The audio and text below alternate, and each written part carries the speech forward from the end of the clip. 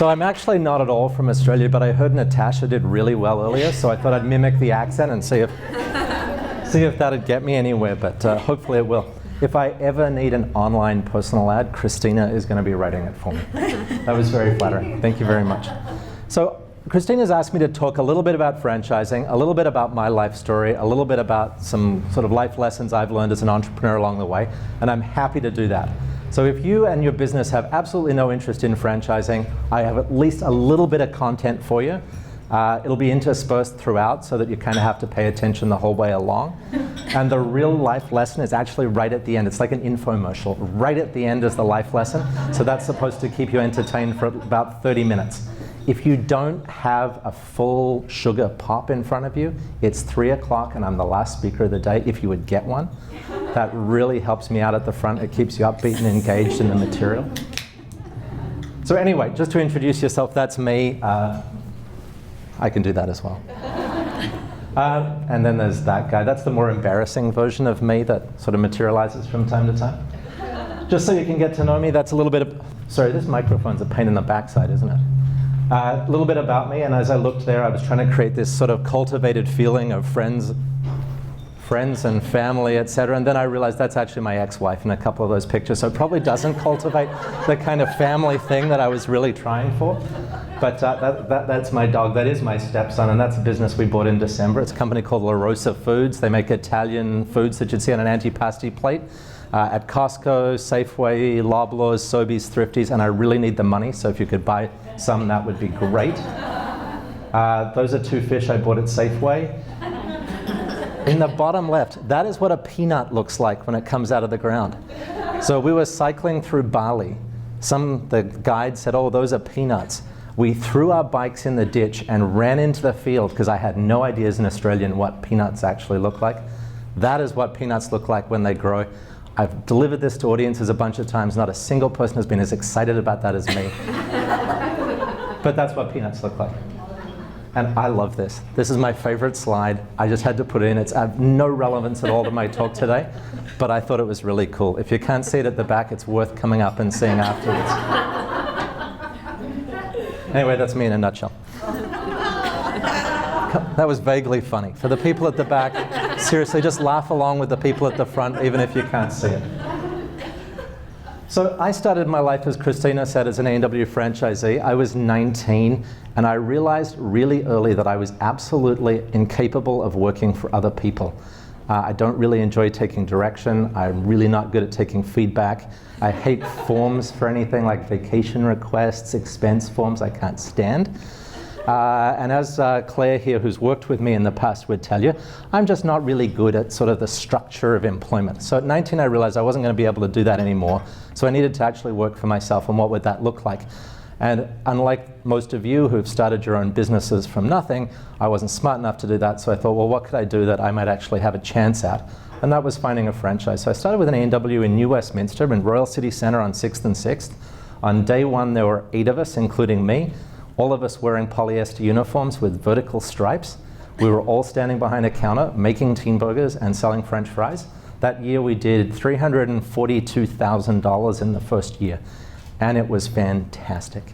I don't know how many of you have worked for other people and then gone into your own business, but if you don't feel that sense of liberation on the first day, that you have finally found the place you are meant to be, you just need to keep looking for it, because it's there. And then for me, the thought of going back, I'm 41 now, the thought of going back and working for somebody else and having some man or woman whose office was down the hall from mine who wanted to come and tell me what I should be doing and give me valuable feedback every day, and then schedule a quarterly performance review 4 times a year so they could come and talk to me about how I'm doing and rate me as above standard or below standard or ahead of target or behind target.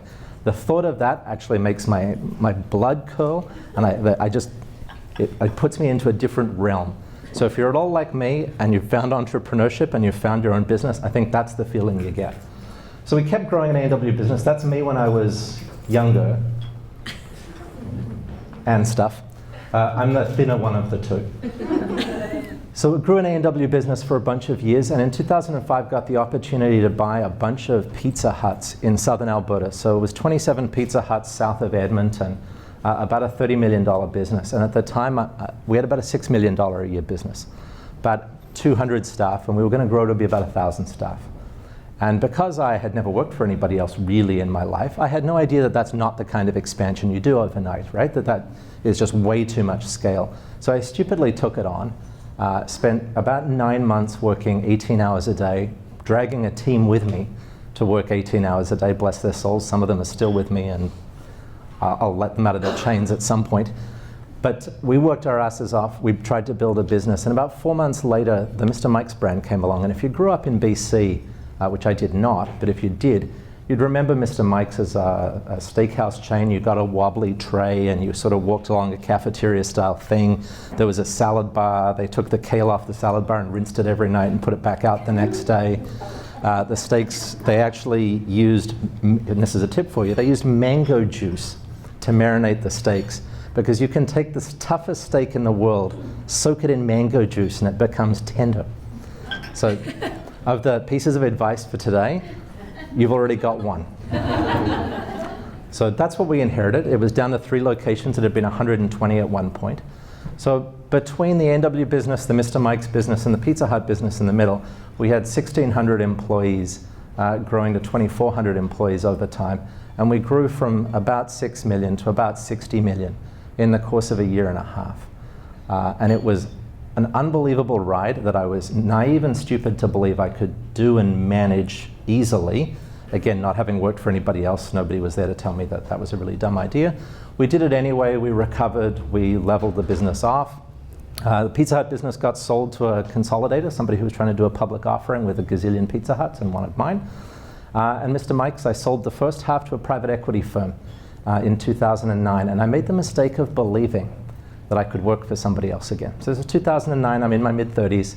I thought, you know what, Yuri, it's time you actually did go and get those sort of performance-y, feedback-y things. You know, you've never worked for anybody else, you don't really know what you don't know. Some feedback from somebody else might be really valuable, right? Like, that's sort of how the world works. So I thought, great, they're gonna buy about half of Mr. Mike's. They, you know, put a bunch of money into it, and they were super nice people, very persuasive, very bright, very articulate, very intelligent. They were gonna add value to my business, which was great. And then I, about 3 months in, realized this felt a lot like a job again.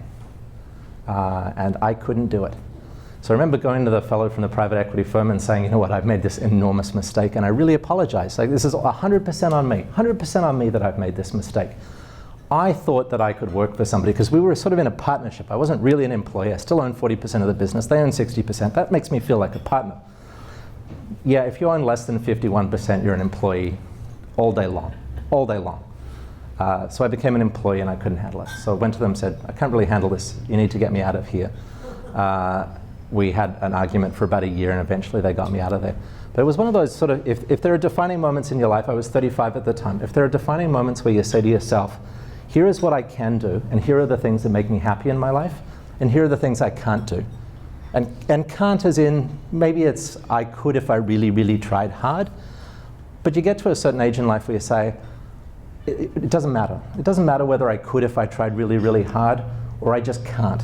It's all in the same bundle of things that what I really want to find in my life is the things that I think I'm quite good at, and the things that I really enjoy doing, and try and put those together and make a life out of doing the things that I enjoy and the things that I might be okay at, rather than spend my life trying to correct the things that maybe I'm not very good at or can't do. And if that's a piece of advice number 2. So number 1 was soak steaks in mango juice. Number 2 is find the things that you love to do in life and the things that you're good at, and try and focus not part of your life on that, not the first hour of the day or the last hour of the day. Try and find something that you can focus your entire life on that will deliver that for you. So on the side of franchising, because there will be some technical stuff on franchising for the people who actually came to learn something about franchising, I've been involved with all of these brands exclusively as a consultant. I helped Starbucks roll out their Albertsons and Safeway offering. I helped put the Starbucks pastry program together when it first launched in the mid-2000s. And because I was in the right place at the right time, I produced the Starbucks Global Employee Christmas video in 2008. And I know nothing about doing that, but it was fun. So if this is you, I don't have any interest in franchising my business, I'm going to become a billionaire, save the world, raise 8 gifted children, and breed rare Scandinavian Dachshunds all on my own. I still have stuff for you. You're a Scandinavian dachshund person, aren't you? Do you know I actually just made that up? I've never heard of a Scandinavian dachshund, but I just sort of put two words together. Did you know 85% of Canadian parents describe their children as gifted? 85%. Only Christina's correct. Okay, so let's get started. This is going to be a little bit of some technical stuff around franchising. If you have no interest in franchising and your business really isn't something that'll be franchised, for the sake of this talk, whenever you see the word franchise, put the word employee in. It's not going to work 100% of the time, but I will keep going back to that idea of what happens if the people who make you money, so in franchising it's franchisees, in your company, in addition to you, it may be your employees or the people who work with you and for you. So substitute the word employee. It won't be a perfect match, but you'll get something out of that. So if you believe any of the following, or you walk around saying to people in your life, and I'm sorry, I'm sort of blocking you constantly. I believe that me personally, am critical to the success of my business. My customers come into this business, or they use my service, or they use my product, or they come to my whatever it is that I run, and they do that because they want to see me, interact with me, do business with me, be whatever it is, utilize the service that I personally provide. Or if you say it's the little things, or the intangible things that I do. So it's the je ne sais quoi that I bring to my business. It's that intangible, I can't really explain it, it's in the ether, but it's all about me and the stuff that I bring to my business. Or if you say my competitors can't do what I do, right? The competition is structured in a way that they don't have me, my personality in the business, or me in the business. Or if you say other people don't get my vision for the business, I'm going to tell you your business isn't really very franchisable. And I'm going to go back through those things, and I'm going to ask the people who weren't paying attention because franchising isn't for them to substitute the words employee. So if I believe that I'm critical to the success of my business, how do you think your employees feel? How motivated are they to deliver on your brand promise and what you promise in your workplace? My customers come to see me. So my employees might as well be in the back room in the dark, chained to their desks behind it, because that's the way they're going to feel. If you deliver the message in your world that my customers come here for me and it's about me, how do you think your employees feel? It's the little things, the intangible things that I do. Intangible means you cannot explain it. If you cannot explain why it is that your customers come here and utilize your service, your employees are not going to be able to deliver that same service. You are going to be dependent, or your business will be dependent on you forever, and it will continue that way. My competitors can't do what I do, me personally do. So if your competitors can't do it, it's because it's not replicatable. If somebody else could learn it from you, your competitors of course can do it. If competitors cannot do it, how do you think your employees are going to do it? How are some people working for you going to be able to replicate what you do, but a massive corporation looking at it from the side with an unlimited budget can't manage to work that out? It doesn't make sense. You need to be able to quantify and explain it. And other people don't get my vision. If your employees don't get your vision, you're going to really struggle. If there's no way you can explain your vision, there's no way somebody standing next to you who works for you can deliver it in the same way that you can. So this is my example. This is the best 2 slides of how employee and franchisee interact. So that's supposed to engage you for the next slides, because it's not going to work as flawlessly after that. So to be franchisable as a business must have a system that can be easily documented, easily replicatable, and reasonably simple to execute. And I would tell you that any business plan needs that. Franchise, no franchise. If you can't do this, it will be impossible to scale your business. It will be impossible to have other people do what you do, other people lead teams of people to do what you do, other people to open up other geographies doing what you do somewhere else. Must have a value the franchisor is delivering that outweighs the fee. So this is a little bit more franchising unique. So in a franchise proposition, the franchisee pays a fee to the franchisor. If the franchisee isn't getting at least equal value to what the franchisor is paying, the franchisee, in a logical world, should stop doing that, right? So when you even contemplate franchising your business and you think about what fee would I charge for that, how will I make money as the franchisor, how will I license what I do, franchise what I do, get others to replicate what I do somewhere else, and they weren't going to pay me a fee for that. Question to ask yourself is, are you delivering something to them that is at least worth the fee that they're paying to you? And that would be true of any customer relationship, right? If you have a customer to whom you're providing a product or service, They're going to want to get at least the value that they're paying for. Otherwise, they're going to stop doing it. A good idea simply isn't enough. That's a business truth too. Very few people in this universe have managed to make zillions of dollars with only a good idea, and it never goes any further than that. Have a clear and easily explained strategy, value proposition, marketing position, and customer segmentation. If people can't understand what it is about your business that they'd like to replicate, and this applies to employees too, but if they can't take what it is that you have, who you're looking to do business with, why you're looking to do business with them, how they would interact as customers with you, certainly nobody is going to pay you to do that. But I'm going to put to you as well that the people who work for you, in the absence of being able to understand what it is you do here, are also going to struggle. And they're going to come to the equation that my paycheck in return for my service, that maybe my paycheck in return for my service, that value equation isn't there either, because I don't feel connected to what it is that I do here, and I'm not feeling a value coming from it. So specifically to franchising, both franchisee and franchisor have to make a living, right? Sounds remarkably straightforward. But when you've got a franchisee, they have to replicate the business that you've created, but they have to pay you a fee to do it. So whatever financials you had in executing your business, your franchisee is going to make immediately less money than whatever that was, right? Because they have to pay you to do it. So is there enough room in what you do in order to pay for both parties to be profitable and both parties to make a reasonable living? The piece for an employee would be in this, or an employer who just has employees, would be to say, is there enough room in your P&L to adequately compensate the kind of employees that you want to plug into your business so that they'll stay and deliver on the brand promise that you've created? So as you scale your business, is there going to be enough margin to bring in the highest caliber people that you want or that you need to deliver on your business, and to incent them to stay and to incent them to perform? So a franchise is simply this, a system where the franchisor delivers value that is at least equivalent to the fee the franchisee pays. I'd say if I could change that as well to say a good employer is a system where the employer delivers value to the employee that's at least equal to the work that they're getting. So contrary to my belief when I bought Mr. Mike's and finally got to the other side of the table and became a franchisor, not a franchisee, it is not a system where other people pay you to do the work that you should have done and make you rich. I really tried to get that theory to work for me. It did not. So what you own as a franchisor, you own your brand, and you certainly do own your brand.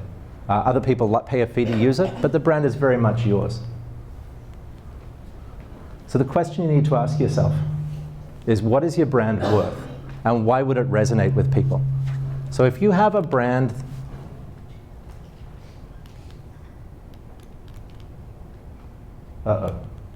we'll catch up while I keep talking.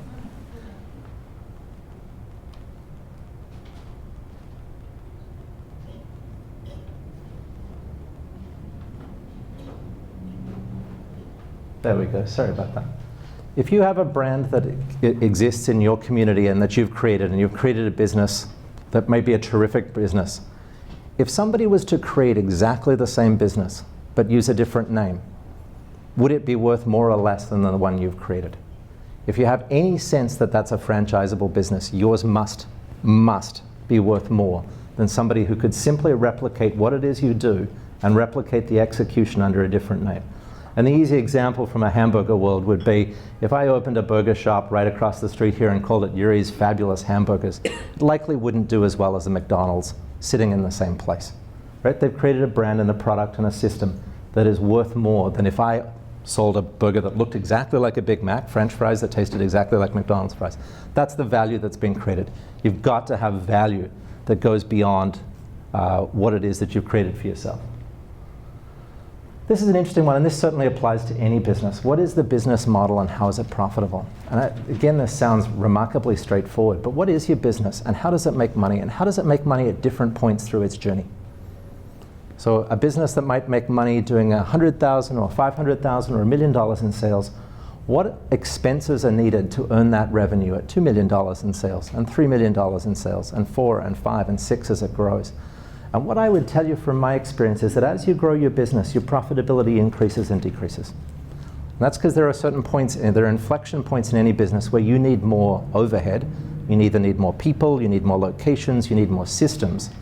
And there are actually inflection points where growing your business becomes less profitable than having it remain at the same size. And so I'd give you an example. We own a transportation company. So it has vehicles, dispatch systems, and people who drive the vehicles and people who dispatch the vehicles. We got to a certain size where we needed to add a new dispatch system. Dispatch system was $1 million. We were 40 vehicles before that system. We were operating just fine. To grow to 50 vehicles, we needed to invest $1 million. We actually realized it wasn't growing to 50, it was growing to 60. It became profitable. So it's taking a look at your business model and saying, how does that business model grow? How does it scale? What happens beyond the today? What will my business look like at various inflection points along the journey that I intend for this business to take? And maybe that isn't to the stars, but along the journey that I want my business to take, what will the expenses look like and when will I add? What will I need? And be realistic about that. The kind of person you have doing your bookkeeping at $500,000 is not the caliber of person you'll have doing your bookkeeping at $5 million. What does that look like? How does it change? What are the changes to the P&L? And when you look at your income statement or profit and loss statement at that new number ahead in the future, is that still a business you want to be in? And can you translate these metrics in a way that's comprehensible, actionable by people who are not as smart as you, not as capable as you, not as motivated as you, or not as engaged as you? This applies to both franchising and being an employer. So if you can't explain to others how you make money, very difficult to incent somebody to want to invest in a franchise with you. If you can't explain to your employees how they contribute to you making money and how they would evaluate the business, they're going to really struggle to. Right? Your business metrics are things that need to be understood, interpretable by people who don't have your motivation, who aren't as incented as you, don't have the interest that you do, and let's be frank, may not be quite as bright as you. And as a franchisor, you have systems. And I'm going to say that the key system for a franchisor is finding the right franchisees. Right? If you go back to the earlier point around you're finding somebody to take your brand, the brand that you've built and nurtured on your own, and take it somewhere else, you need those people to share your vision and be able to understand it. And so selecting those franchisees is going to be critical. And a franchise agreement in Canada tends to be 10 or 20 years. So when you make that selection, you own those people for 10 or 20 years. They're very difficult to get rid of. Let me ask you, if you as an employer were hiring employees and I said to you, the employee that you hire must work for you for the next 10 years. Must. You cannot fire them. Severance isn't an option. You can't pay them 10 years pay and get them out of your business. They must show up to work in your business every day for the next decade. Do you think you'd invest more time in hiring people if that was the case? I'm going to say to you that the average employee in Canada who is terminated, when the person terminating them is asked the question when they should have been terminated, the average answer is more than 1 year ago. More than 1 year ago. When you ask the employees who sat next to the terminated employee the answer to that question, the answer is double whatever the supervisor said. So if the supervisor said they should have been fired a year ago, the employee next door says they should have been fired 2 years ago. So so this is real. No, of course we don't hire employees who have to be with us and have to show up to work for 10 years. But the practical application is when we do bring employees in, they do stay longer than we think they will. We're very poor as entrepreneurs at letting people go the minute they need to be let go. So when you're investing, whether it's investing in a franchisee, investing in a manager, investing in a vice president, investing in a leader, or having people invest in entry-level employees, say to those people, do you spend enough energy on hiring as if that person was going to be here for 10 years? Because they might be. Cleanup is very difficult. So the method, the next piece I would say for both franchisors and for employers is the method you use and the structure you provide in your business and in your employment relationships that allow people to excel. Right? We're very good at hiring people, right? We've got interview processes down pat, we've got good behavioral questions. If you Google interview questions, something like 38 billion pages show up. So there are a ton of great interview questions. You can take a course on how to write a resume. You can take a course on how to attend an interview. There are great testing systems that allow you to help with that. There are books written about how to onboard people. There are books written about orientations and how to make sure there are balloons at their desk when they get there, and it's really important that their business cards are on their desk and that they can log into their computer and that their parking pass is ready, and we're really good at that. And then when you say to somebody, what system do you have in your business? Not to allow your employees to do their job, but what system do you have to allow your employees to excel? So what system do you have that says to your employees, here is the formula you follow in order to get that top rating that Yuri hates even talking about, but that rating of way above standard, superstar, simian, brontosaurus, tyrannosaurus, whatever those ratings are. What system do you have in your business that says to those employees, here is how you go about doing that every day? And if the answer to that is you need to just be really very good, I'm going to tell you that those people can't follow that path. So ask yourself, in my business, what do I have in my business that tells people every day how they are going to be outstanding working here? And if you don't have that, if I was an employee, and I'm a terrible employee, but if I was an employee, I'd be saying to an employer, show me what it is here that allows me to be outstanding. Tell me what I'm doing today that falls just short of outstanding or way short of outstanding.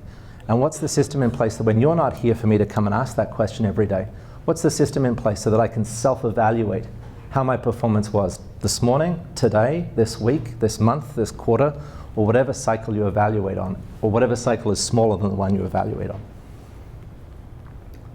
So this is an interesting nuance in franchising. So we all talk about customers as the person who shows up to your counter every morning or comes into your place of business or places an online order or calls your business. We call that person the customer. In franchising, it's the person who writes you the checks. So same thing, the customers are the people who write you the checks, but in franchising, it's the franchisee who writes you the check. So the transition comes from the person writing the check is the franchisee, and the person the franchisee then deals with is the customer. A really big transition. I'd tell you the same transition happens in an employment relationship. So if you go from being the person that your customers deal with, and you actually put somebody in the middle of that, so somebody who works for you, you put an employee in the middle of that. So that person actually becomes, to an extent, your customer. So that's the person you have to keep satisfied. That's the person you have to retain. That's the person who you have to get to see your vision for the business, understand the strategy, understand why we're here, understand how we make money, in order that in their interactions with the customer, the ultimate person who's paying the bills, that they're able to execute to the same extent that you're able to execute on.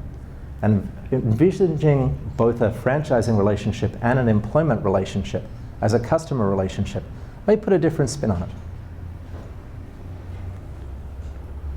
So to be happy as a franchisor, and this is a little bit tongue-in-cheek, but I'd say to be happy both as a franchisor and as an employer of lots of people, you have to happily watch others do a poor job executing the business that you founded, own, believe in, live off, feed your children off, put your blood, sweat, and tears in, lost relationships over, whatever sacrifices you made to build this business, you have to be prepared to let other people squander it.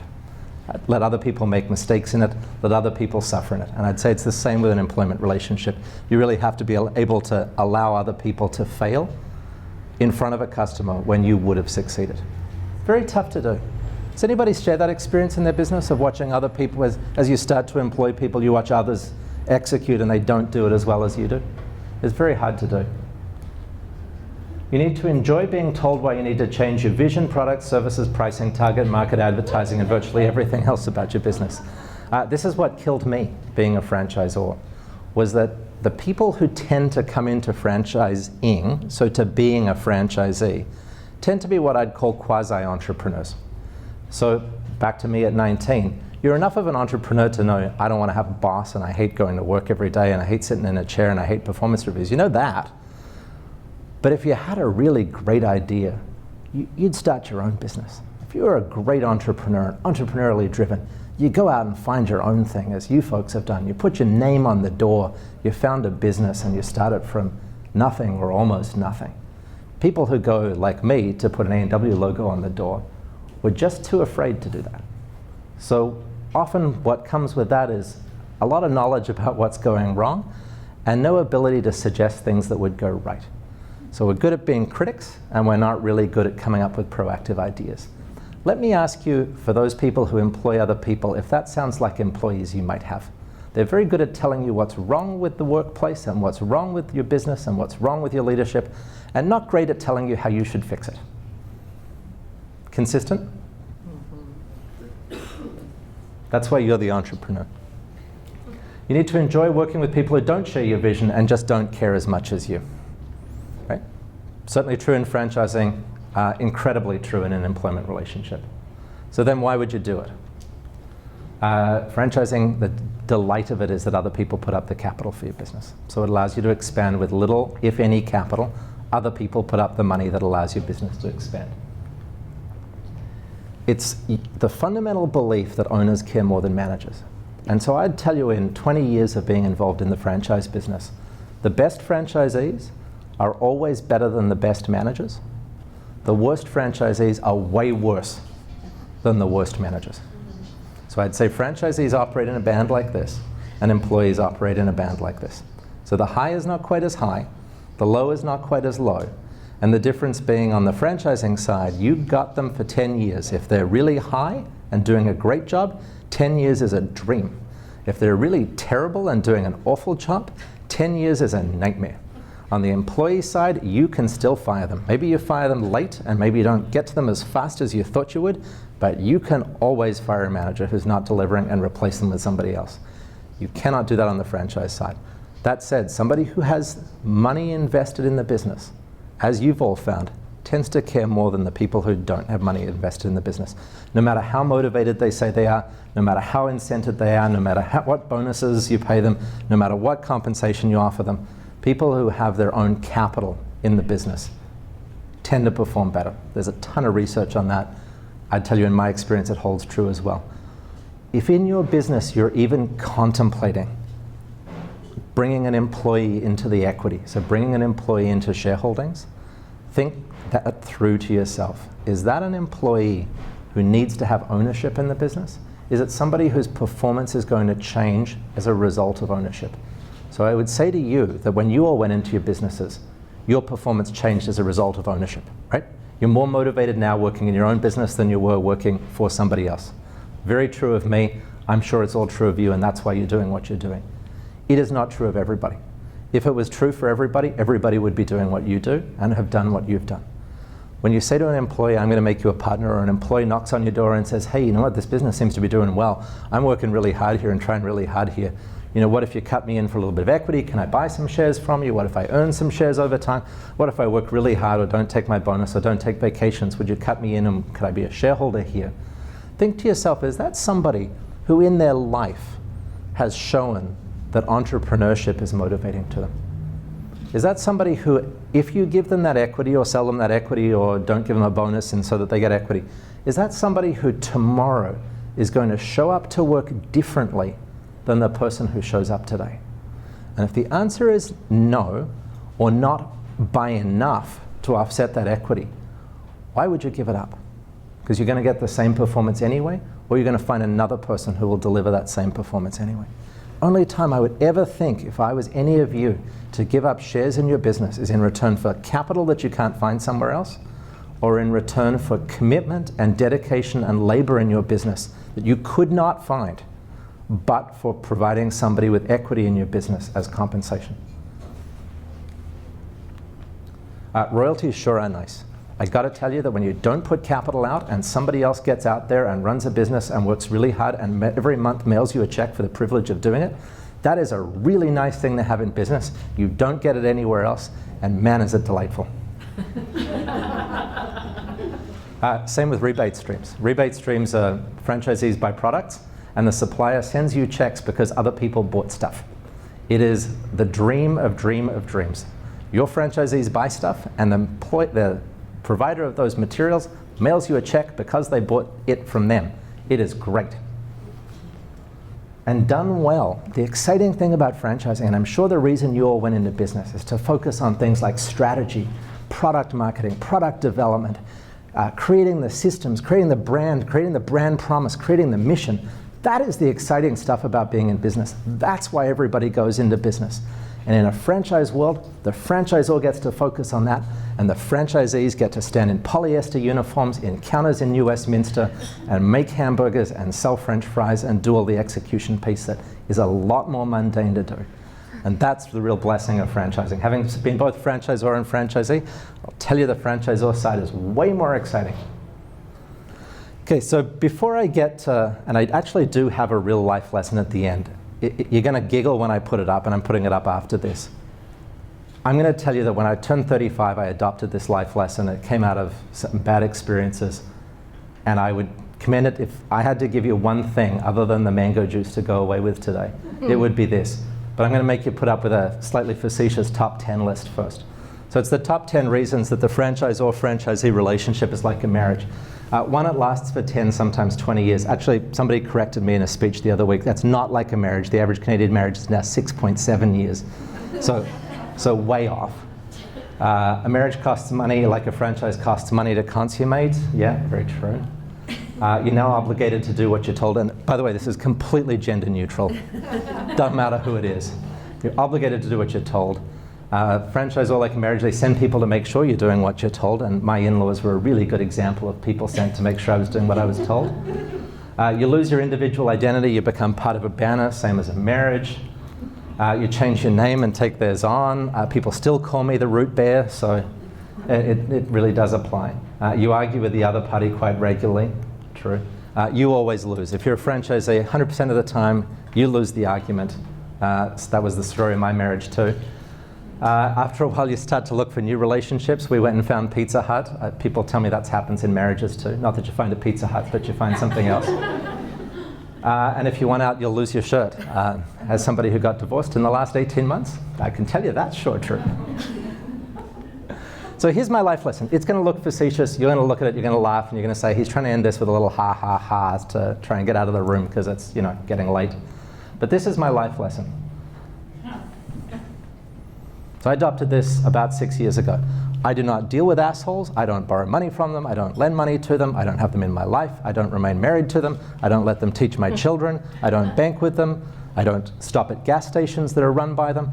I have a firm, 100% of my life, no asshole rule. It is liberating. I tell you, it is transformative. And you know what we all do in life? We sell this rule off for money. And what we do is say, well, I don't really like the landlord at this apartment I'm going to rent, but the apartment's so lovely, right? It's got a nice view and it's cheap. It's less money than I would have gone otherwise. So I'm going to put up with an asshole landlord because it's cheaper. I'm telling you not to make that decision. Never, never, never make that decision. If your kids come home and the teacher they're teaching is an asshole, go up to the school, get your kids moved, take them somewhere else. Do not, anywhere in your life, allow yourself to deal with people who you think are assholes. You don't have to defend it. It's who you think are assholes. You don't have to tell them they're assholes. That was a learning for me for a couple of years. Didn't go so well, a little bumpy. But do not deal with them. Get your kids out of those schools. Do whatever you need to do so that there aren't people in your life that you have to deal with, that you're obliged to, who you describe, and in your judgment, not the person next to you's judgment, not your parents' judgment, not the neighbor's judgment, not the people at church's judgment. In your judgment, if they're assholes, stop dealing with them. That's my life lesson. That and mango juice is what I want you to take away from today. So thank you very much.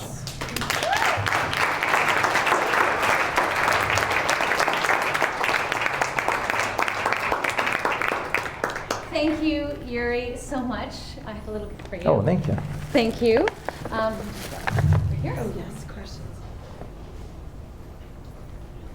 See, we're cool, we swear. No, honestly, that was a fantastic presentation. From a franchising perspective, from an employer perspective, we did employment law today, we talked about HR yesterday. There's so much in there and in his experience that applies really to all of you, and it doesn't matter what size of business you're at. So thank you so much. Pleasure. Amazing story, amazing perspective.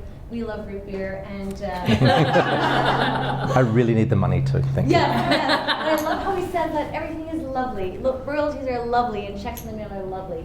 Yes, and especially when your suppliers and your customers, they pay their invoices, that of course is lovely too. Well, we have, how much time do we have? Probably about 5 minutes of questions. Okay, 5 minutes of questions. Put up your hand. I'll run. Okay, actually, let's.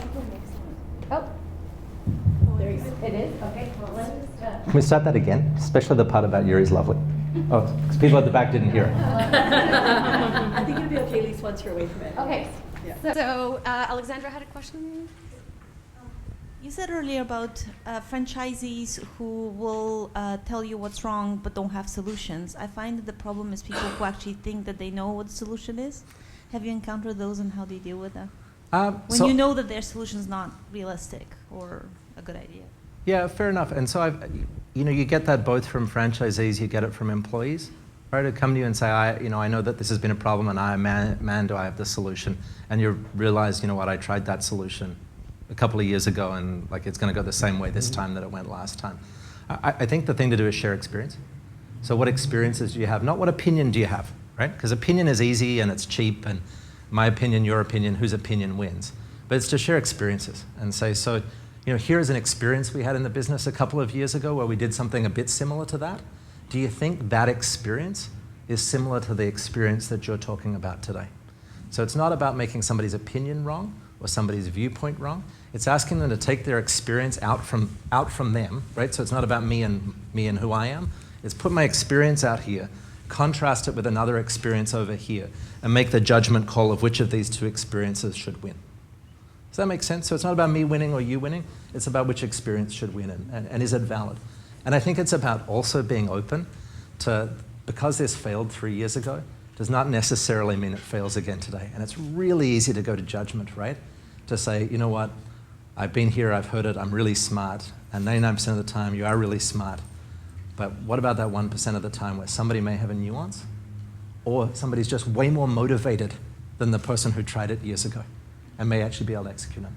So I think it's just that I'm going to be open, I'm going to legitimately put these experiences out, not I'm doing this in order to show you how wrong you are, because that'll be very transparent, right? People see that, and then they won't bring it forward again because they know that what you do is you go through this little game of putting the experience out there and then you crap all over it. People learn that real fast. So it's about legitimately saying, let's put these experiences out there. You talk about why yours would work. I'm going to talk about what I've seen work.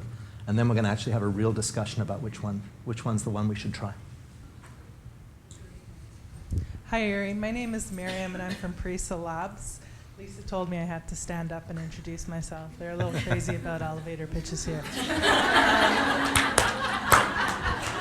I was wondering, all the things that you mentioned that you hated at 19 about being an employee, such as filling out forms and having performance reviews done and things like that, are you now enforcing those things as an employer, or have you found ways around all that junk? I think we're out of time. Like this is really at the end. It's a great question. So let me tell you, I'm going to give you two answers to that. I think that most companies have no choice but to do those things.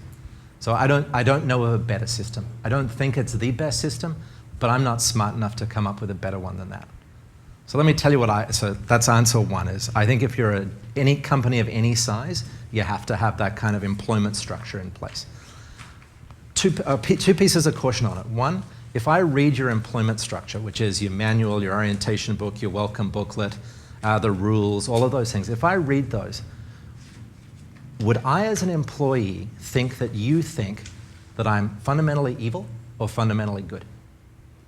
Right? So is your employee manual written in a way that says thou shalt not or thou shalt? And if it's thou, and most I'd tell you, every major global company I've ever been involved with, all their manuals are thou shalt not. Right? So here's the list of things you won't do, here's what you'll be fired for, here are the things you can't do, and it never talks about, back to what we were talking about how do you enable people to be excellent. It never talks about what I should do here. So that'd be sort of my one coaching on those systems. And two, I'd say in my life, I know that I hate these things. So I've got an office of 6 people.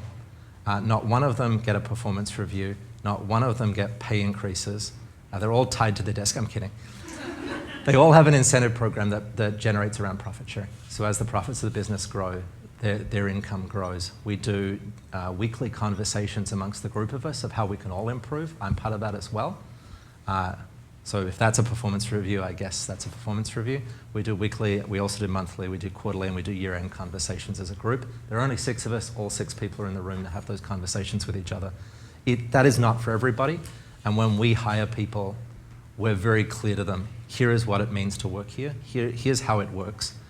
We totally get that that's not for everybody, and if it's not for you, please self-select today, because that may not be comfortable. So I needed that, though. I needed to find an environment where I didn't have to do that, because I remember sitting down to do people's performance reviews, and I had teams of 6 to 20 executives, and there was nothing I hated more than taking that piece of paper into a boardroom, sitting down and saying, oh, it's annual, quarterly, whatever performance review time, and here it is, and you get to read it through, and I'm going to come back in 10 minutes, and we're going to talk about it. I completely agree people have to do it. I hated it. I hated the look of dread on people's faces. And no matter how well they thought they'd done or how well they knew they'd done as an employee, they come into that room with a sense of dread, and I hated it. Maybe I was just bad at doing it, and that's why they had that sense of dread, because Christina's looking at me like I do these all the time, and people come in with balloons. But I couldn't make that happen.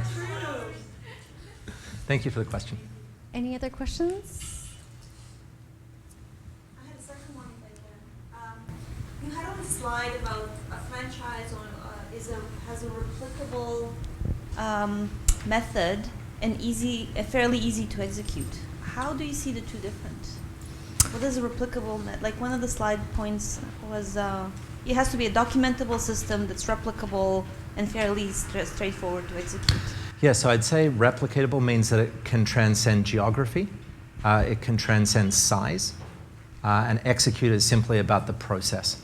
So replicatable means it can work here, it can work in Calgary. If you've got global plans, it can work in Azerbaijan. It can work in bigger communities, smaller communities. It can work with bigger spaces, smaller spaces. Any last questions? Yeah, okay. You should go for it. I was just wondering how you raised enough money at 19 to purchase an A&W. Another really good question. So I worked for A&W prior to that. A&W was mainly corporate stores, so about 500 stores at the time, 300 were corporately owned, 200 were franchised. A&W was owned by Unilever. The management bought the company from Unilever, decided to franchise the 300 stores that weren't franchised. Head office was about 180 people. It was being reduced to 60. I was in the wrong 120. So they came to us and said, you're all going to be fired, but if you'd like, we'll sell you a restaurant. No discount, but you'll be at the head of the queue to buy the restaurant. So, okay, that sounds fun. So I went home to the bank of my mother. I took my severance package, the bank of my mother, bless her soul, and CIBC. The one beauty of a franchise business is there is bank finance readily available for any franchise of scale. So if I caveat with of scale. So franchisors with, I'm going to make the number up, about 50 to 100 plus locations tend to have pre-approved franchising arrangements with all of the chartered banks. So in the like all of the major restaurant brands have them, all of the major eye care, real estate companies, drug stores, pharmacies, anything where you see national franchise brands, car dealerships, gas stations, all of them have pre-arranged financing packages. So it makes it a lot easier to get into. You certainly do need equity, and you certainly do need cash, or a nice mother who might have been a little senile at the time. But if you have those things, bank financing is way easier. Thank you so much, Yuri. Again, a round of applause for Yuri Fulmer. Thank you.